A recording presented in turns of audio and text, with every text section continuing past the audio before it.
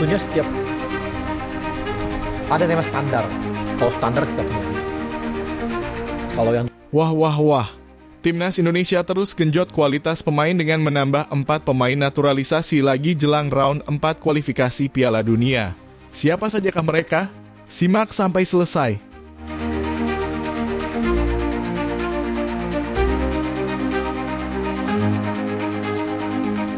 Indonesia justru diuntungkan dengan FIFA tetap pilih Qatar dan Arab Saudi sebagai tuan rumah ronde 4 kualifikasi Piala Dunia 2026. Kok bisa?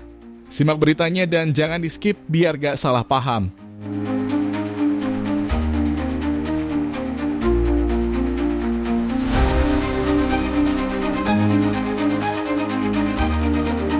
Timnas Indonesia terus berbenah tidak hanya dalam taktik permainan, tetapi juga dalam komposisi pemain. PSSI kembali membuat gebrakan dengan rencana penambahan pemain naturalisasi jelang round 4 kualifikasi Piala Dunia 2026 zona Asia. Beberapa hari terakhir, rumor beredar bahwa Indonesia akan kembali naturalisasi pemain dengan darah keturunan. Menanggapi isu ini, anggota Komite Eksekutif PSSI, Arya Sinulinga, menyatakan bahwa saat ini belum ada keputusan resmi terkait penambahan pemain baru. Namun seperti biasa, PSSI menyerahkan keputusan akhir kepada pelatih Patrick Kluivert berdasarkan kebutuhan tim. Peluang Indonesia untuk menambah pemain diaspora tetap terbuka lebar. Sejak round 1 kualifikasi Piala Dunia 2026, Timnas Indonesia rutin memperkenalkan pemain baru dari proses naturalisasi.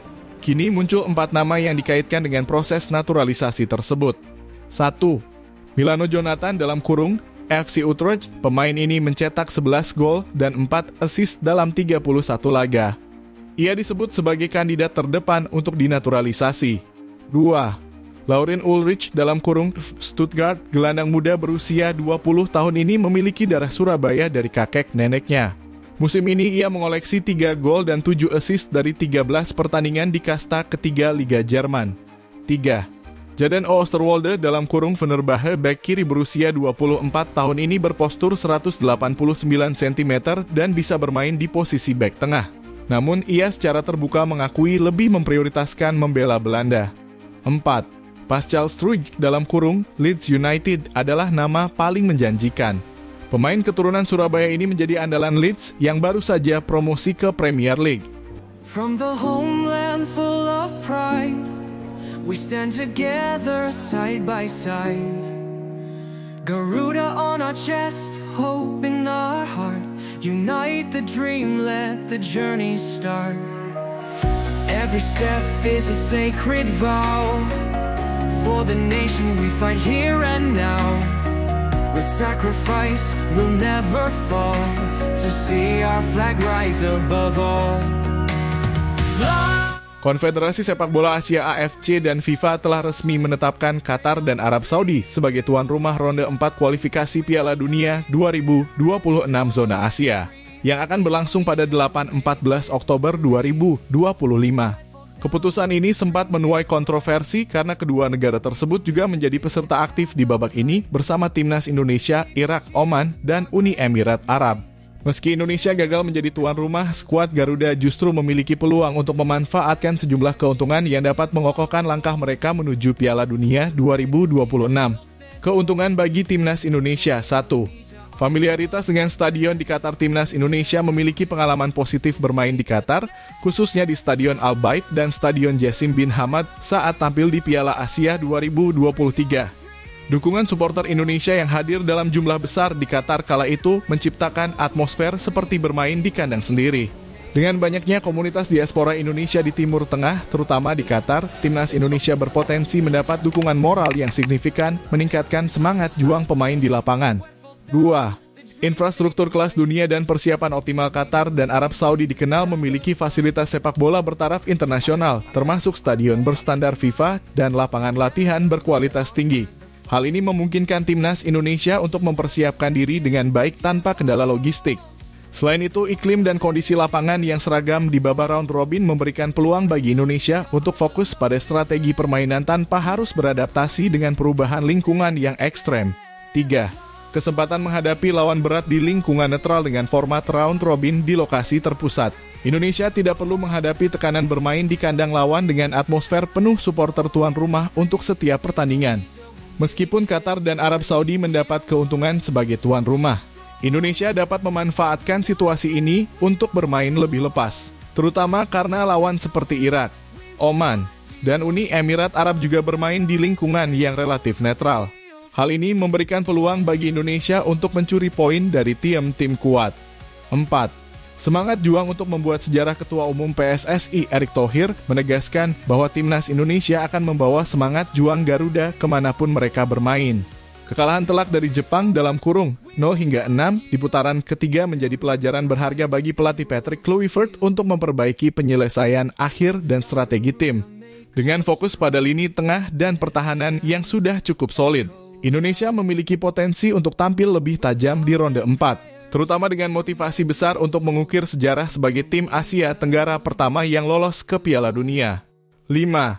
Potensi geopolitik membuka peluang baru. Meski Qatar dan Arab Saudi telah ditetapkan sebagai tuan rumah, ketegangan geopolitik di Timur Tengah seperti konflik Iran-Israel dapat memengaruhi keputusan AFC dan FIFA.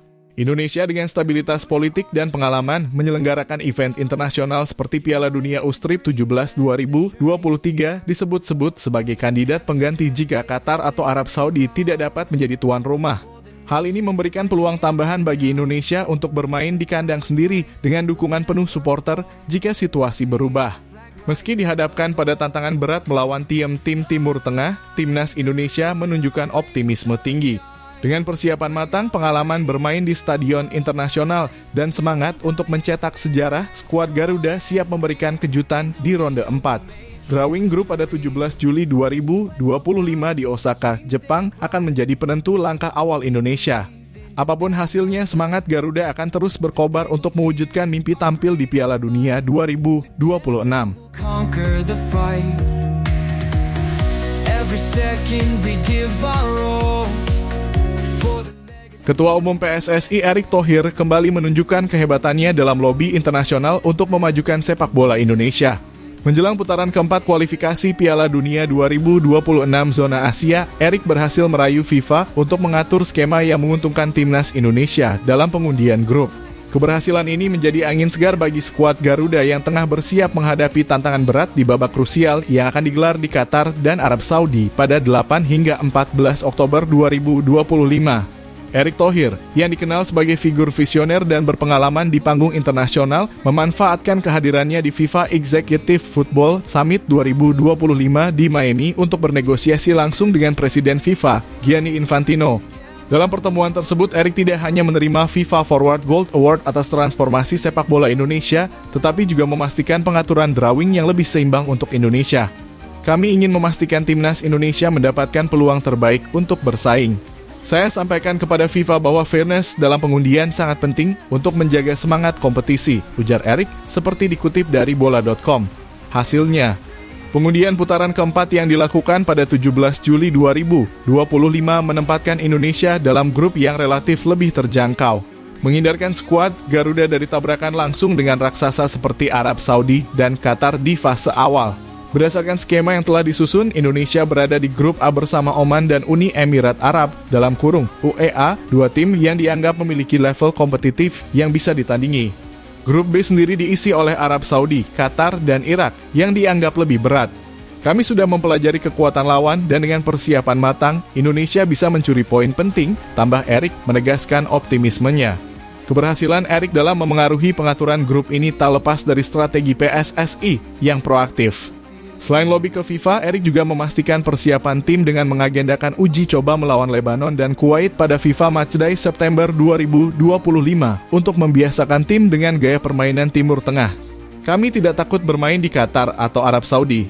Yang penting, tim siap dan kami punya strategi untuk menghadapi lawan, tegas Erick. Meski Indonesia masih berstatus underdog, keberhasilan lolos ke putaran keempat sejarah pertama sejak era Hindia Belanda di Piala Dunia 1938 dan pengaturan grup yang lebih menguntungkan telah memicu antusiasme besar.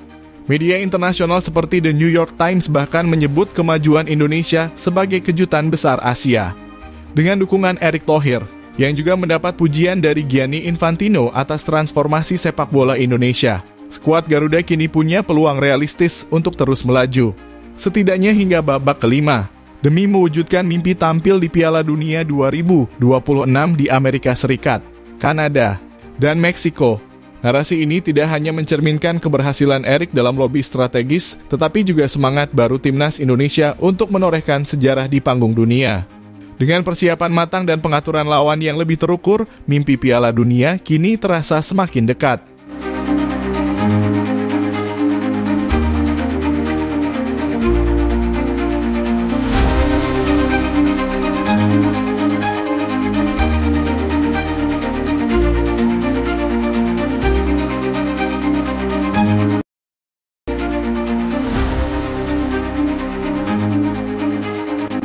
Kabar mengejutkan datang dari FIFA yang resmi membatalkan kemenangan Australia atas Jepang dalam laga kualifikasi Piala Dunia 2026 zona AFC di Perth pada 5 Juni 2025.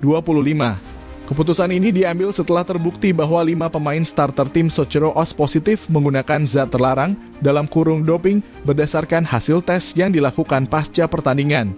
FIFA belum merilis nama pemain yang terlibat, tetapi pelanggaran ini menyebabkan skor 1-0 untuk Australia yang dicetak Aziz Behich di menit ke-90 dinyatakan tidak sah. Pembatalan ini mengubah peta persaingan di grup C kualifikasi Piala Dunia 2026.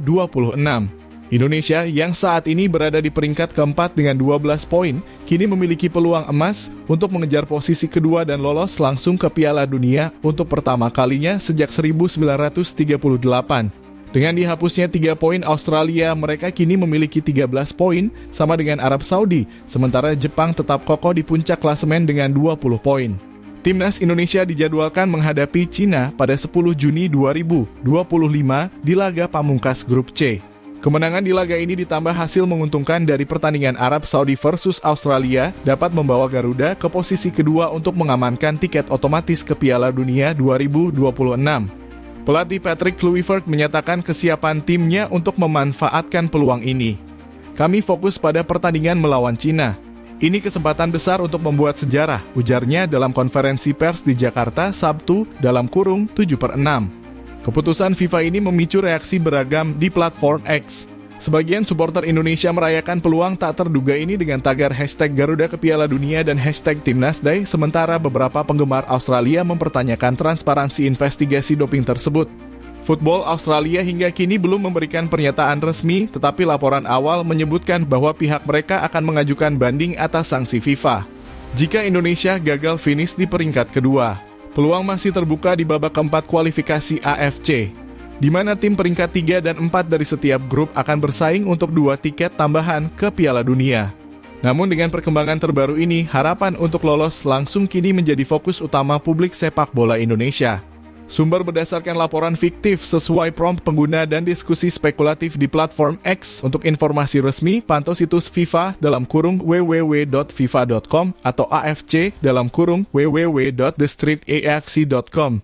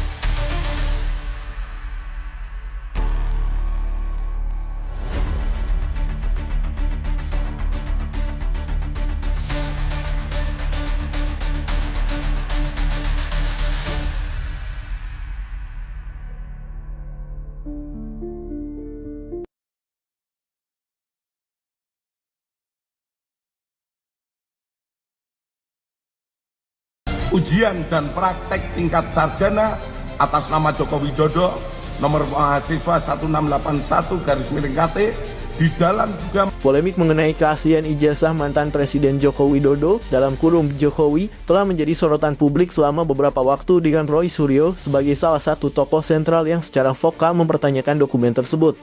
Roy Suryo bersama beberapa individu seperti Tifausia Tiasuma, Dr. Tifa, dan Rismon Sianipar dilaporkan oleh Jokowi ke Polda Metro Jaya pada 30 April 2025 atas dugaan pencemaran nama baik dan penyebaran informasi palsu terkait tuduhan ijazah palsu.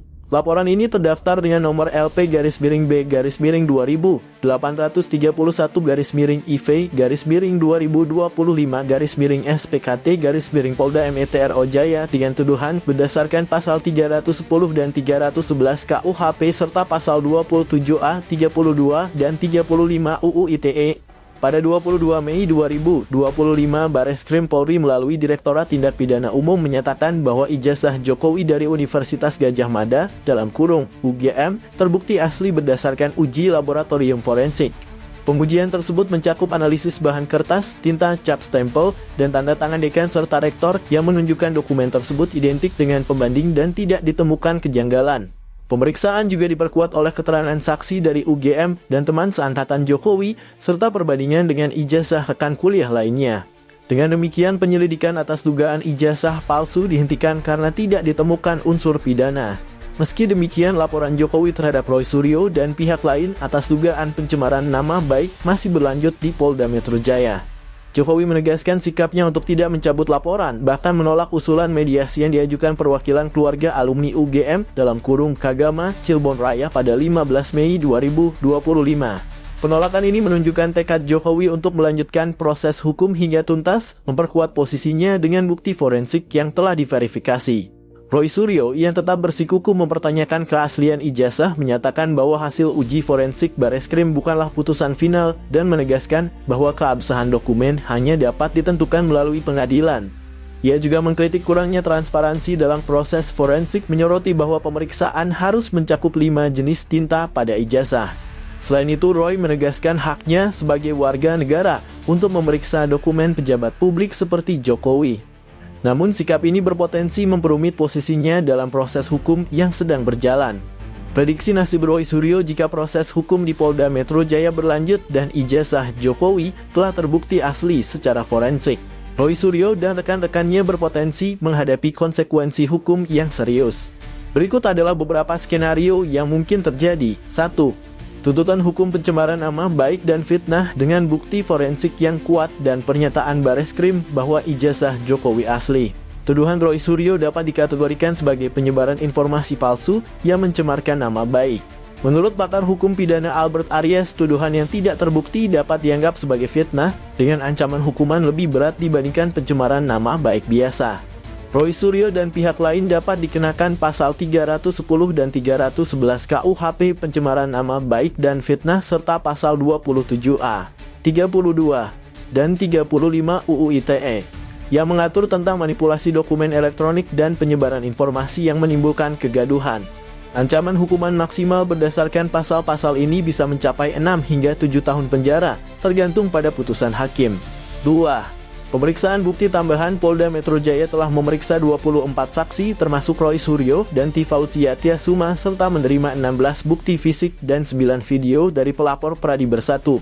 Jika bukti-bukti ini seperti unggahan media sosial dan pernyataan Roy di acara televisi terbukti memperkuat dugaan penghasutan atau penyebaran informasi palsu, posisi Roy akan semakin lemah. Penyidik juga telah memeriksa dokumen dan saksi tambahan seperti teman SMA dan kuliah Jokowi yang mendukung keaslian ijazah. Kurangnya bukti konkret dari Roy untuk mendukung tuduhannya dapat membuatnya sulit membela diri di pengadilan. 3. Potensi hukuman penjara atau denda mengacu pada kasus sebelumnya.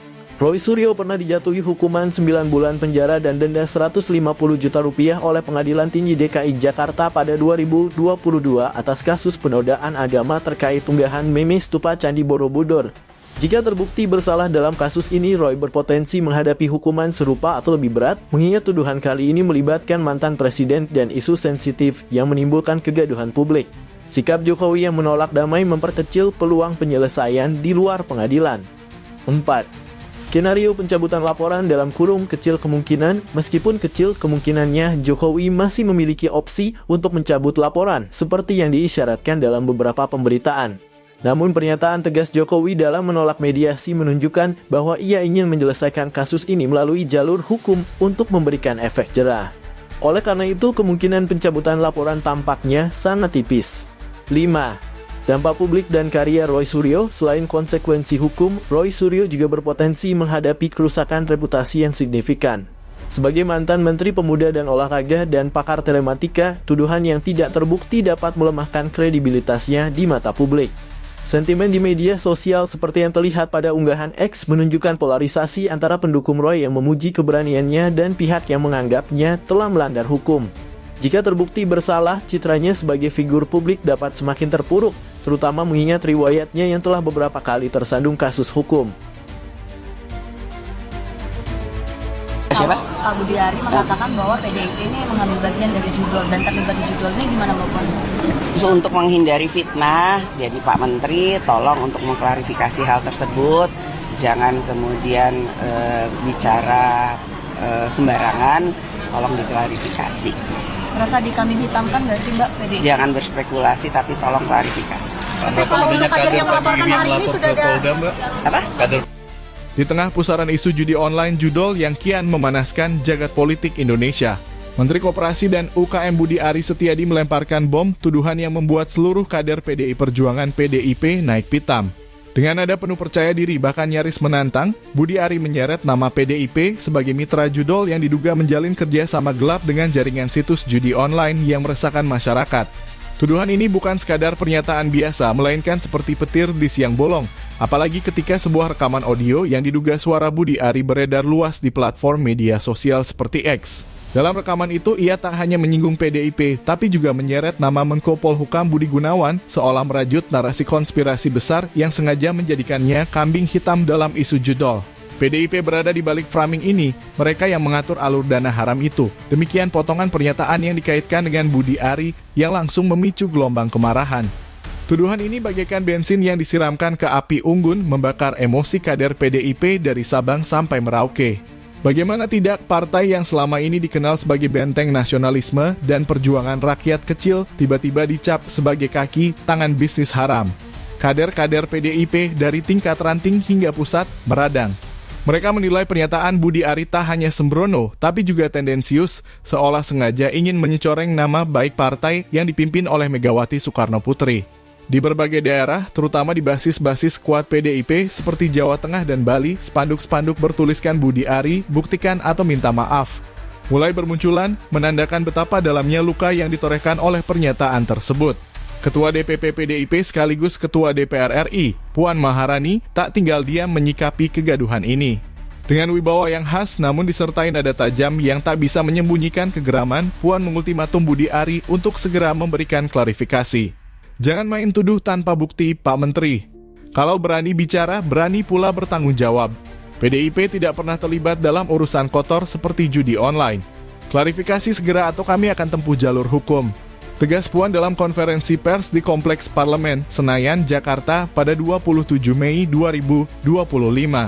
Ia menambahkan bahwa tuduhan ini bukan hanya menyerang partai, tetapi juga menyakiti hati Megawati Soekarno Putri, yang disebutnya terluka atas fitnah yang dianggap keji ini. Puan menegaskan bahwa PDIP tak akan membiarkan nama baik partai diinjak-injak oleh pernyataan tanpa dasar yang hanya mencari sensasi. Tak berhenti di pernyataan tegas, PDIP langsung mengambil langkah konkret. Pada 27 Mei 2025, puluhan kader PDIP mengenakan seragam merah dengan lambang banteng moncong putih berbondong-bondong mendatangi gedung Bareskrim Polri di Jakarta. Mereka melaporkan Budi Ari atas dugaan pencemaran nama baik dan penyebaran fitnah. Kami tersakiti. Tuduhan bahwa PDIP menjadi dalang framing judol dan terlibat aliran dana haram adalah kebohongan yang tak bisa dibiarkan begitu saja. Ujar Wiradharma Harfa, advokat senior PDIP. Dengan nada penuh kemarahan di depan awak media. Ia menambahkan bahwa laporan ini bukan hanya untuk membela partai, tetapi juga untuk menegakkan kebenaran dan melindungi martabat rakyat Indonesia yang diwakili oleh PDIP. Sementara itu, Budi Ari sendiri tampak memilih strategi diam 1000 bahasa. Alih-alih memberikan klarifikasi seperti yang diminta Puan, ia justru terlihat menghindari sorotan media. Beberapa sumber menyebutkan bahwa Menteri Koperasi itu sedang mencari bukti untuk memperkuat tuduhannya, namun hingga kini tak ada pernyataan resmi yang keluar dari mulutnya. Sikap ini justru makin memanaskan situasi dengan netizen di X ramai-ramai mempertanyakan keberanian Budi Ari. Kalau nggak punya bukti, ngapain buka mulut? Sekarang lari kemana, Pak? Cuit salah satu akun di X yang langsung mendapat ribuan interaksi. Di sisi lain, pendukung Budi Ari berargumen bahwa ia mungkin memiliki informasi intelijen yang belum bisa diungkap, namun argumen ini langsung dipatahkan oleh kubu PDIP yang menilainya sebagai pembelaan kosong. Polemik ini kian meruncing dan menjadi sorotan utama di ranah politik nasional. PDIP yang dikenal sebagai partai dengan basis massa militan tampaknya tak akan berhenti sampai Budi Ari memberikan klarifikasi atau permintaan maaf secara terbuka. Bahkan kabarnya Megawati sendiri telah memerintahkan jajaran partai untuk mengawal kasus ini hingga tuntas, baik melalui jalur hukum maupun tekanan politik. Sementara itu, publik terus memantau menanti apakah Budi Ari akan mampu membuktikan tuduhannya yang bombastis atau justru terperosok dalam lubang fitnah yang ia gali sendiri. Yang jelas, skandal ini telah mengguncang dinamika politik Indonesia, memperlihatkan betapa rapuhnya kepercayaan antar elit di tengah isu sensitif seperti judi online. Akankah Budi Ari muncul dengan bukti kuat atau malah menjadi bulanan atas kecerobohannya sendiri? Waktu yang akan menjawab.